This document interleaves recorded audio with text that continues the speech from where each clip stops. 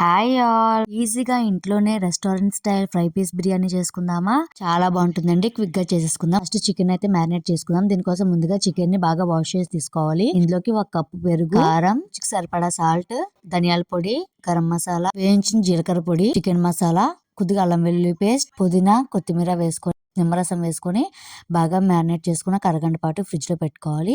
ఇప్పుడు ఒక బాండి పెట్టుకొని 2 టేబుల్ స్పూన్స్ ఆయిల్ వేసుకొని మనం మ్యారినేట్ చేసి పెట్టుకున్న చికెన్ వేసేసి బాగా ఫ్రై చేసుకోవాలి.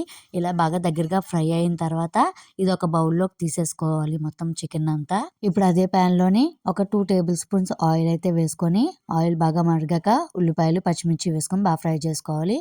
ఇందులో పసుపు, ఉప్పు వేసి ఒకసారి కలిపేసి ఇందులోకి కరివేపాకు, ధనియాల పొడి, గరం మసాలా వేసి బాగా ఫ్రై చేసి మనం ఫ్రై చేసి పెట్టుకున్న చికెన్ ని ఇందులో వేసేసుకొని పక్కన పెట్టేసుకోవాలి. ఇప్పుడు రైస్ కోసం బాండి పెట్టుకొని 2 టేబుల్ స్పూన్స్ ఆయిల్ వేసుకొని గరం మసాలా వేసుకొని బాగా ఫ్రై చేసుకోవాలి. ఇలా ఫ్రై అయ్యాక ఆనియన్స్, పచ్చిమిర్చి వేసి బాగా వేయించాలి. బాగా ఫ్రై అయిపోయాక అల్లం వెల్లుల్లి పేస్ట్ వేసి పచ్చివాసన పోయే వరకు ఫ్రై చేయాలి. ఇందులోకి గరం మసాలా, ధనియాల పొడి వేసి బాగా ఫ్రై చేయాలి. ఇప్పుడు కొత్తిమీర, పుదీనా వేసి బాగా ఫ్రై చేశాక ఇందులోకి వాటర్ వేసుకొని కొలత ప్రకారం మనం అరగంట పాటు నానబెట్టుకుని బాస్మతి రైస్ వేసుకొని 5 మినిట్స్ హై ఫ్లేమ్ లో, 10 మినిట్స్ లో ఫ్లేమ్ లో కుక్ చేసుకుంటే రైస్ అయితే రెడీ అయిపోయిందండి.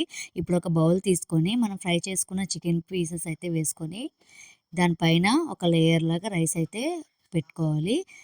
వేసుకొని మనం సర్వ్ చేసుకోవడమేనండి. ఎంతో టేస్టీ ఫ్రై పీస్ బిర్యానీ అయితే రెడీ అండి.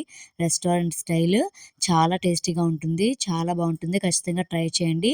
వీడియో కానీ నచ్చినట్టయితే లైక్ చేయండి. Thank you for watching.